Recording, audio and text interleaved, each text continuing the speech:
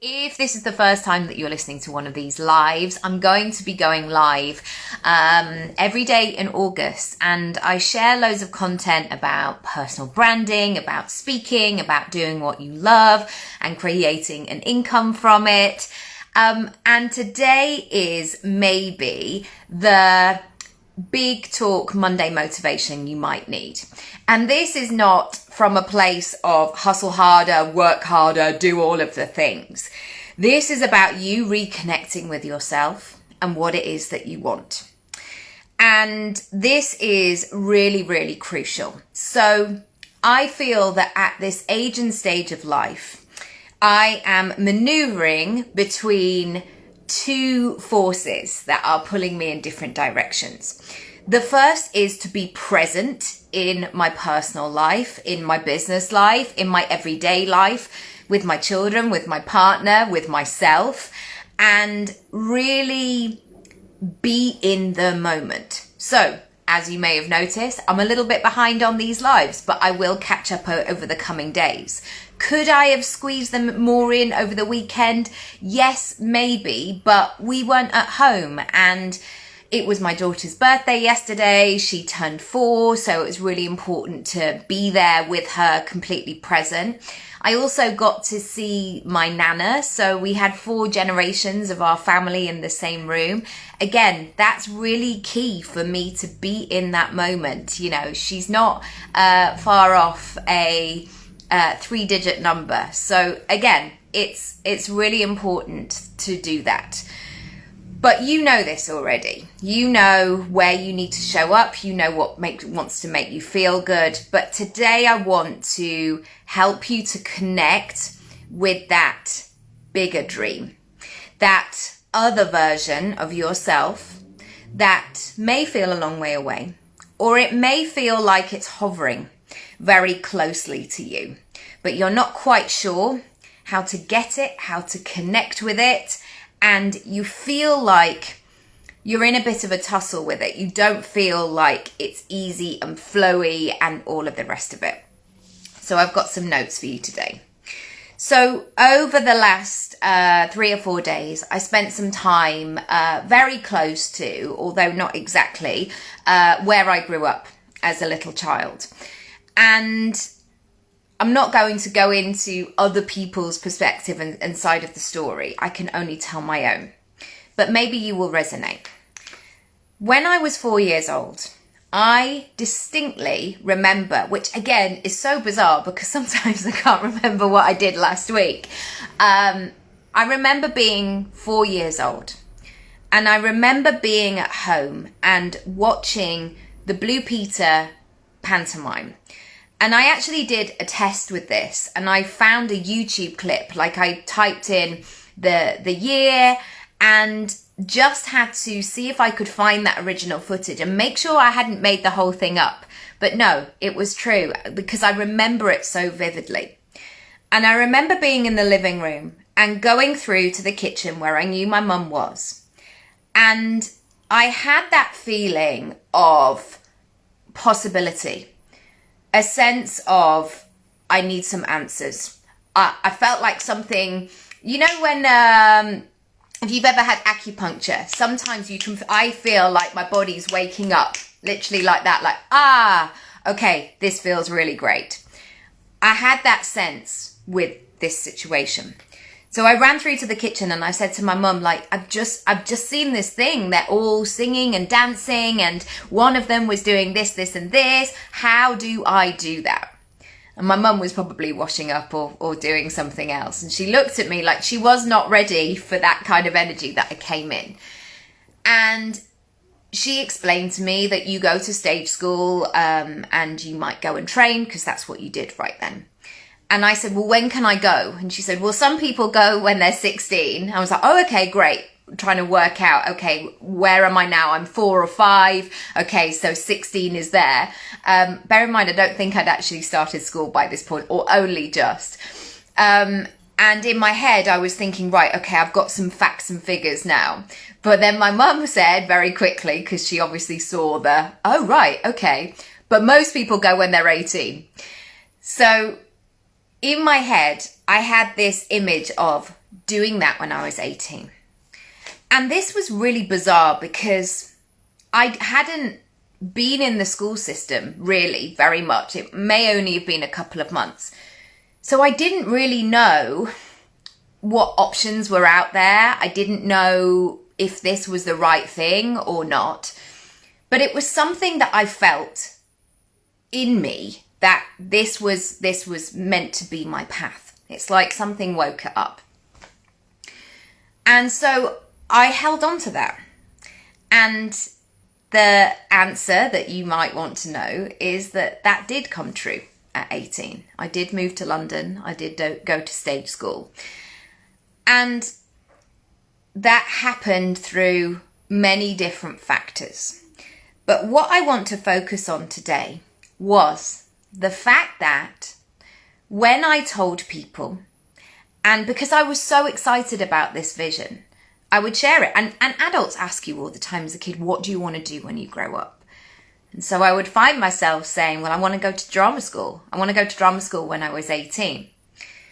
And I very quickly realized what was acceptable to say to adults and what I needed to keep for myself. Because, and this is so different to how I parent now, and maybe it was not the time, but from other adults, if I would tell them, often the response was negative. Don't get too big for your boots. How's somebody like you going to do that? That only happens to a small number of people, you know. You're going to get disappointed. It's very competitive.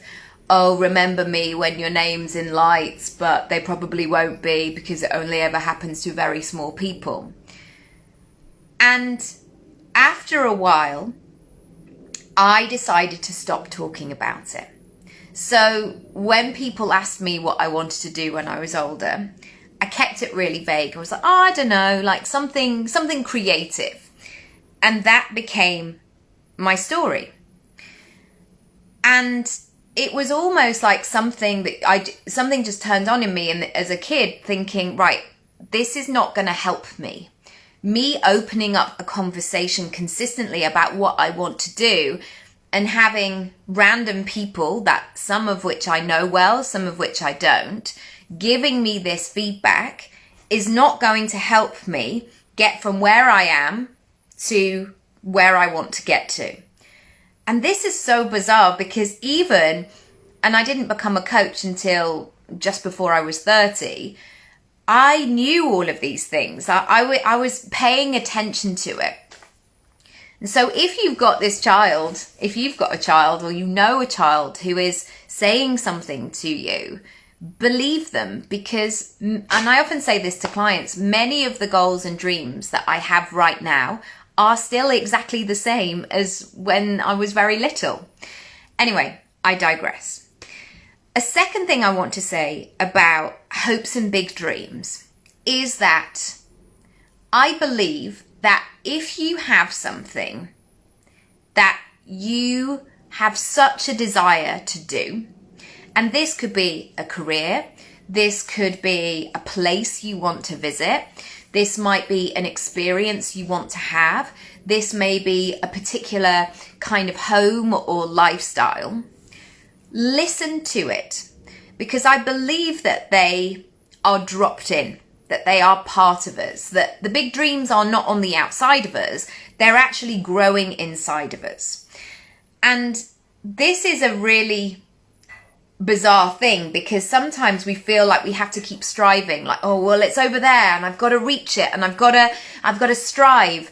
And actually most of the ideas are within us right now. And here's why I know this. Many situations, dreams, places, lifestyles, I have no desire to do whatsoever. And I know that it would be encouraged to do all the different things in life, variety and all of the rest of it. But for me, there are many things that I would die happily if I had never ridden or driven a forklift truck. I don't desire to do that. Yes, maybe if the opportunity presented itself, although I don't think it ever would, but I am not somebody who goes, oh my goodness, I've always wanted to do that certain thing. And so knowing that to be true, I also then have to pay attention and listen to the things that I do feel connected with. Are they going to happen overnight? Are they going to materialize overnight? No, probably not. But there is a seed there, and I can choose whether to focus on it, to water it, to nurture it, and move it forward in that way. So once I had established this as a child, what I wanted to do, I then realized I was going to have to figure it out myself. And when I look back on that little version of myself, I think, go on, kid. That's what I think. I think, go on, kid, because most people said no to you. Most people said that you couldn't do that, or wouldn't do that, or shouldn't do that.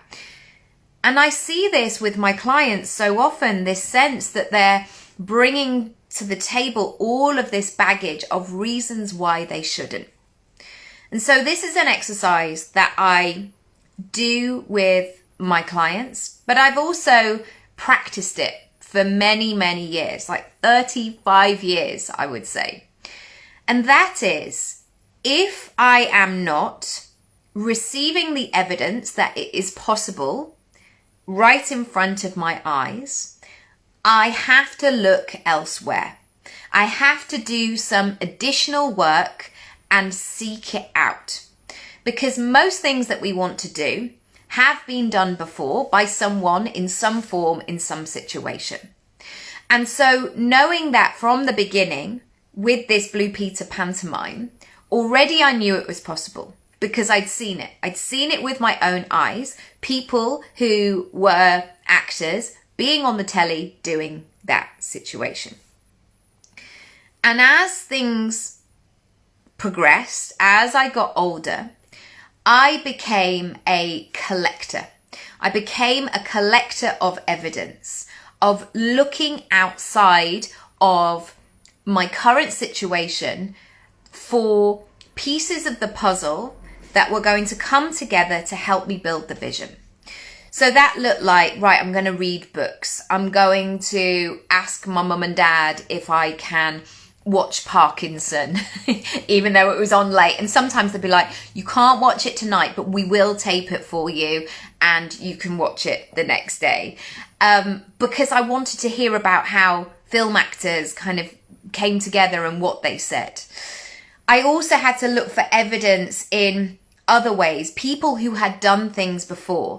I did my own research, and like this was all before the internet, but basically I was pulling in things, evidence to show that my dream was possible. And this is what I want to encourage you right now, because the summer can be such a wonderful time for expansion and getting creative and ideas dropping in and all of that. But you also may be spending time with friends and family and in certain places that don't support your dream, that are questioning you, that are second guessing you, that have put you in a box like you're this kind of person. You're not that kind of person. Maybe you're picking up on all kinds of other chatter that does not serve you. So in this time, my moral of the story is to be willing to choose whether or not you listen and you respond and you take as truth what is directly in front of you. Because for your dream, your path, where you're going, what you want for your life and what you know to be true, you may not see it. And so instead of believing that narrative of like, well, everybody else is telling me that this is not possible, but instinctively I know that it is, that is the moment where you have to be brave and you have to look elsewhere. Because if you're not getting what you need from that situation, you're going to have to go further afield.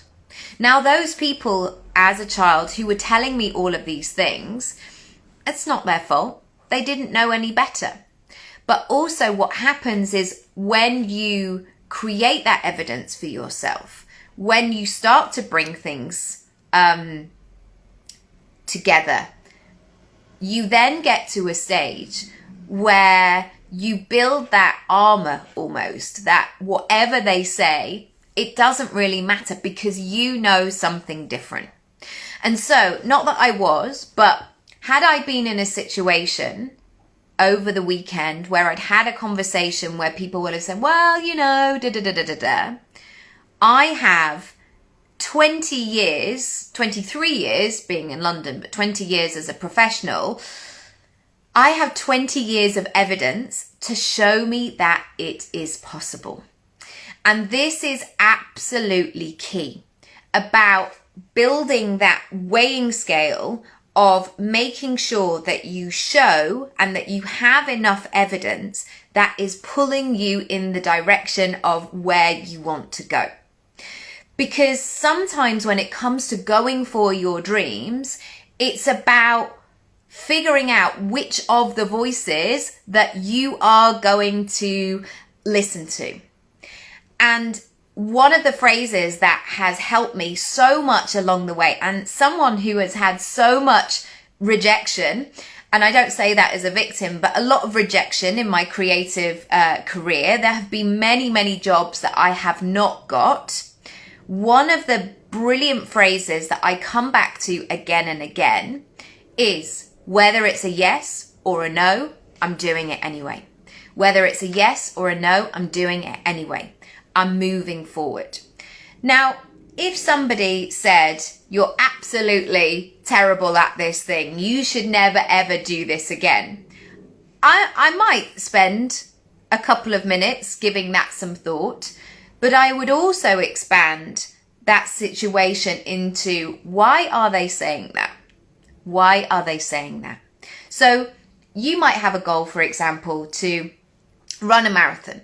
And you might be the first person in your family who has ever considered running as an activity, a hobby, a form of enjoyment. And every single person in your family is like, people die. People die doing marathons. Do you know that? Like, we're not runners. We're not runners in this family. But you know instinctively that running is going to be your thing. You know that you would like to try this. And my mum, in her 60s, actually started running in lockdown. And she had this thing for years where, because she was clever at school, it was like, oh, you're clever or you're sporty. So immediately she eliminated this sporty side of her. Now, she would say herself, I'm not going to do the Olympics anytime soon. But equally, she learned how to run around the block, and she learned how to run really well, really consistently, still doing it right now. And so my main message, my biggest takeaway for you today is, if you're not seeing support directly in front of you, please go and look for it elsewhere, because there will be somebody who has cracked it, who has the answer, or who can support you, hold you accountable. You can lean on their confidence. And sometimes that's a book. Sometimes that's you reading a book from a complete stranger where you go, oh, that's actually changed my life. And the number of authors that I have written to afterwards or sent them a voice note and said, you actually changed my life and you actually gave me the thing that I needed exactly at that time. If you don't get what you need, seek it out. It is out there somewhere. If you want to find out more about working with me as a coach, do go to my website, nickyraby.com, and I'll see you tomorrow for day 2. No, not day 2, day 5. Thanks for joining. See you soon. Bye.